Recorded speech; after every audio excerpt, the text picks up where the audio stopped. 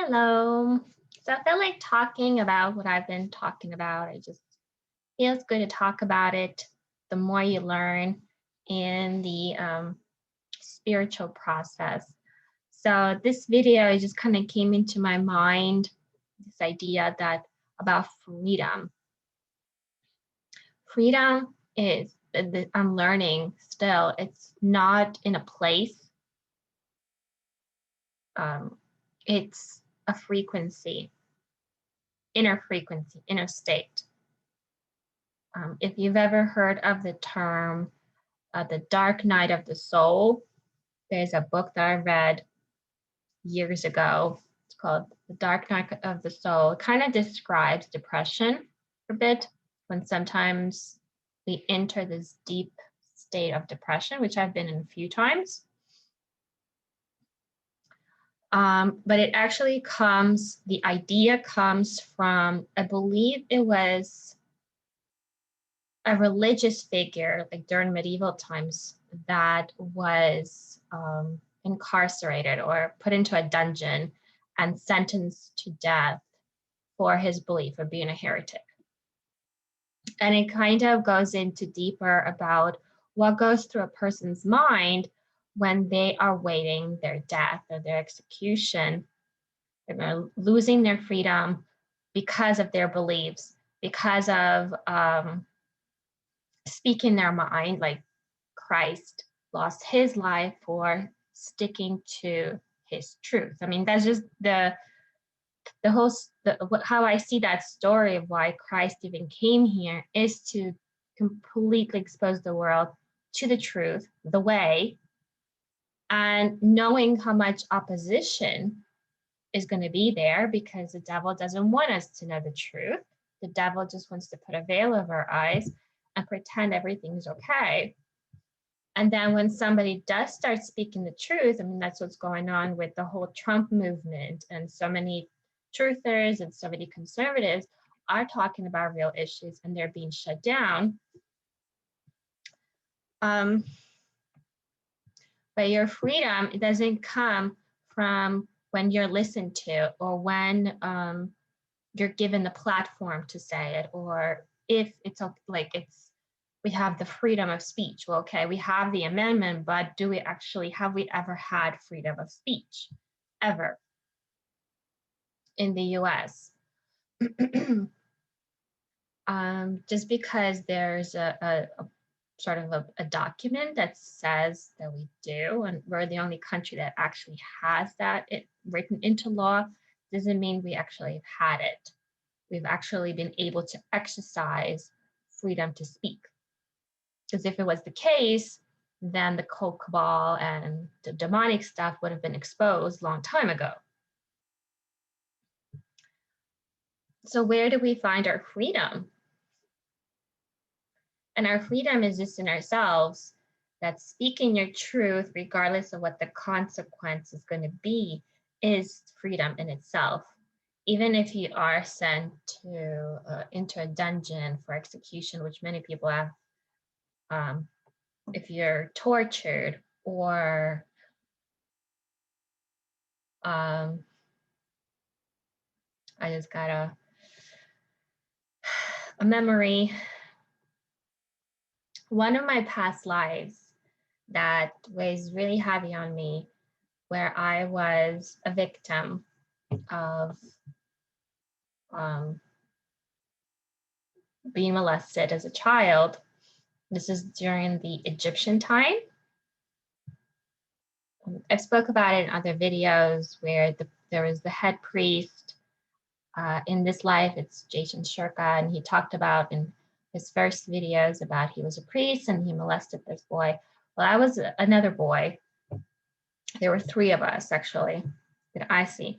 And in that life, I was punished. So besides just being given away by family into this sort of slavery, then used for, for pleasure, I guess. When I was like a teenager between 14 and 16, I went against the priest. I don't know what I did, but right now as I was talking, I got the message sort of in my chest. That's what happened. I spoke against him somehow. I exposed him somehow. And immediately I was shut down. I've had visions of being tortured. I have a vision of being in the dungeon. And this, I'm a kid, still like between 14 and 16, around there. It was a whole feeling of being rejected, being punished for speaking out. So it makes sense that in this lifetime, I spent so much of my since childhood trying to speak out and challenge my parents. Like since I was a child, I was telling my parents, you need to change, that what you're doing isn't right. I've been trying to tell my parents for years. And a very similar approach has been used to shut me down.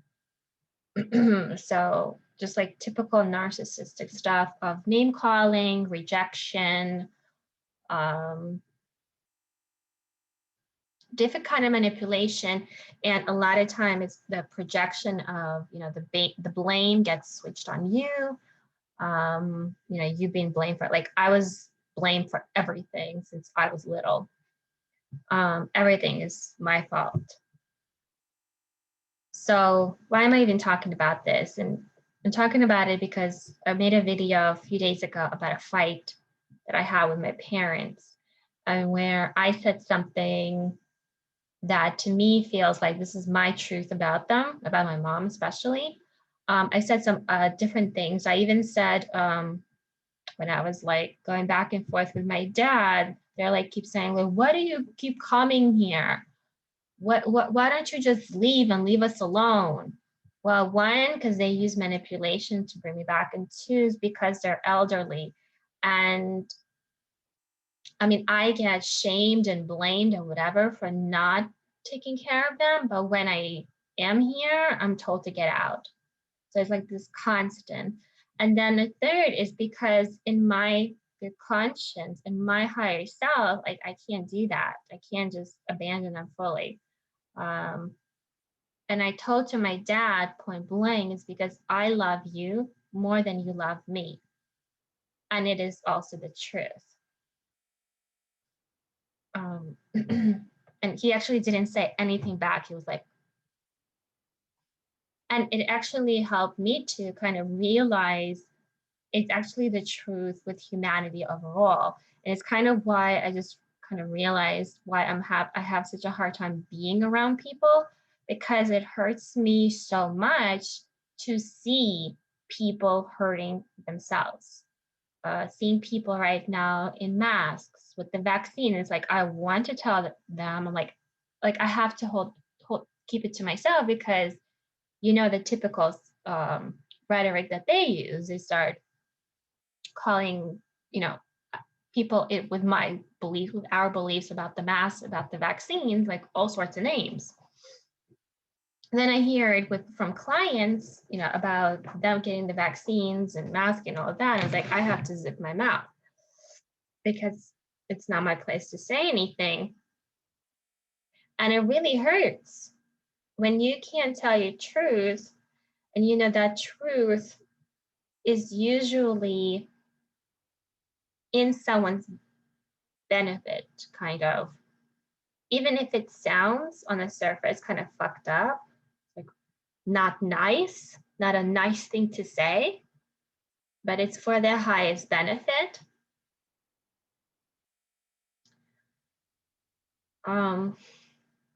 It is kind of, I don't want to sound like superior or arrogant, but it is coming from a frequency of love, of true love, not this love, hearts, rainbows, oh, hugs. That's not love. That's fake love. That's pride. That's rainbow flags. Let's all have sex together. Doesn't matter what your genitalia is. That's fake love. That's depression and low self-esteem, trying to find yourself and not knowing who you are and where you belong. God's love is quiet and kind of, it's firm. It doesn't bend to anybody's touchy-feely, offended kind of thing. It's actually very harsh on the surface. When I'm learning my lessons, my spiritual lessons, they do not come all rosy and soft and fluffy. I get hit so hard upside the head when I screw up. And sometimes, I mean, they told me to shut up twice because my head was like so chaotic, like, because they knew like this will get my attention. And I'll be like, just say that. I'm not kidding. Like, they're not there to fluffy things up and care about my feelings. They care about my higher self, whatever it takes. That's because they only care about the truth. So here's my theory. God is, the whole thing with God is love. No, God is truth. And behind truth is love. And it's not the rosy and pink love, because it's truth most of the time. Doesn't feel good. People don't want to hear it. That's why they have cognitive dissonance now, because it doesn't feel good. When Trump talks, it doesn't feel good. He doesn't feel soft and fluffy. Well, maybe like when hugging him, because he's kind of roundish now, but overall, a lot of times when he talked, he didn't feel soft and fluffy. He didn't make you feel good. And that was the whole point. When God comes to reveal the truth, it's not going to feel good. And that's why so many people are freaking out, because they can't handle it. They can't handle the truth. They're so used to receiving everything and so nice and fluffy and like, are you okay? If you're uncomfortable, it's okay. It's okay if you need to step away and go cry it out. It's okay if you don't want to hear this. This is what all these people are used to. That's not love. That's most certainly is not God's love. So when I talk to my parents, like, I am kind of sick of trying to fluffy things up for the sake of their feelings. I hit them hard. And just go back to the fight. We had the fight on Monday evening. And I really thought like my mom wouldn't speak to me for about a week or two. And that turned into just a few days. It was Friday, she was talking to me like nothing happened. Like, you can see her manner was a little bit, but she was like trying to move past it. I didn't say anything at all. I just kind of gave her that space. And now it's like it almost didn't happen. And the energy feels a bit looser. It's not heavy and tight. It's, I'm able to joke around, handle stuff around the house. It's almost like nothing happened. So, this whole thing where a lot of therapists is like, it's about communication, relationships are about communication. Another no. Now, I've been in therapy, like receiving therapy and providing therapy for years, and trying to like read all these self-help books about communication, even though I am a therapist for communication, I'm a speech therapist.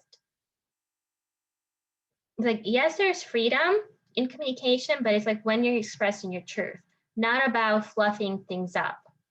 So when you communicate your truth, however it's received, it doesn't really matter. The psychologists like to it's mutual communicating. When both partners are communicating, that's when things get better. No, because you have no guarantee that the other person is actually going to be open to receiving the information. But it doesn't mean you shouldn't say what you need to say, however you need to say it. And once you speak your truth, the frequency shifts. Truth is connected to our consciousness. It just kind of goes hand in hand. Once you know the truth, you're connected to it's because of your consciousness. Your consciousness is your truth. It's hand in hand. The more you connect it to your consciousness, the more you can speak your truth. The more you speak your truth, the higher your frequency goes up, which is your consciousness. It's kind of, it goes hand in hand. So whether your message is received or not is irrelevant. It's about you and elevating your frequency. And then everything around you starts shifting because everything is frequency. So if you want to create heaven on earth, you can't do that by having discussions. You're going to have discussions. People have been political debates forever. So what? You cannot make laws that will make everybody happy and create peace on earth. Like there's no law that anybody can come up with that everybody's going to be happy and we're going to have heaven on earth. You can't do that with law. You can't do that with government. You can't do that with legislature. The only thing that they were able to succeed is to minimize the damage. But we can't get to heaven. We can't get to the heaven consciousness through laws or even through communication. It's only frequency. And that means it's just you. And am I rambling? Let me know if this makes sense. Yeah, it's just you with yourself, your truth, fearless, without holding back. Doesn't matter who you're talking to, doesn't matter what you're doing. It's also truth with yourself. Like if you lie to yourself, you're lowering your frequency.